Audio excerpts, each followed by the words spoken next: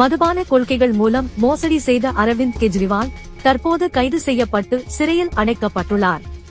தனிநாடு கேட்டு தொடர்ந்து நாட்டில் பிரச்சனைகளை ஏற்படுத்தி வரும் காலிஸ்தான் பயங்கரவாதிகளுடன் அவருக்கு நேரடி தொடர்பு இருப்பது உறுதி செய்யப்பட்டுள்ளது. 2022 ஆண்டு முதல் 2024 ஆண்டுகள் வரையில் காலிஸ்தான் பயங்கரவாதிகளிடமிருந்து அரவிந்த் கெஜ்ரிவால் 134 கோடி ரூபாய் பணம் பெற்றுள்ளார். பசுத்தோல் போற்றிய புலியாக வலம் வந்த இவர்களைப் போன்ற தேச துரோகிகளை மக்கள் இணைந்து கொள்ள வேண்டிய நேரம் இது. பொருளாதார நெருக்கடியில் சிக்கி தவிக்கும் பாகிஸ்தான் தற்போது 8 லட்சம் ஆப்கானிஸ்தான் அகதிகளை சொந்த நாட்டிலிருந்து வெளியேற்றிட நடவடிக்கை எடுத்து வருகிறது. அகதிகளாக வரும் இஸ்லாமியர்களுக்கு எந்த ஒரு நாடும் அடைக்கலம் கொடுப்பதில்லையே ஏன்?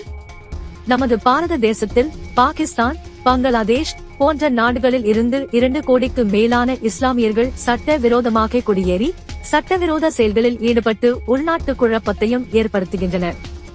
CAA-வை எதிர்க்கும் அறிவுஜீவிகள் பாகிஸ்தானுக்கு சென்று ஆப்கானிஸ்தான் அகதிகளுக்காக போராடுவார்களா?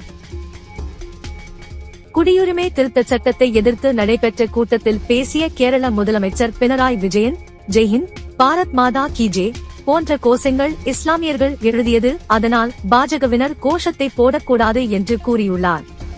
இவ்வளவு வக்கனையாக பேசும் பினராயி அந்த கூட்டத்தில் பாரத் மாதா கி ஜெய், ஜெய்ஹிந்த் என்று ஏன் கூறவில்லை? எழுதியது இஸ்லாமியர்கள் என்பதாலாகும்.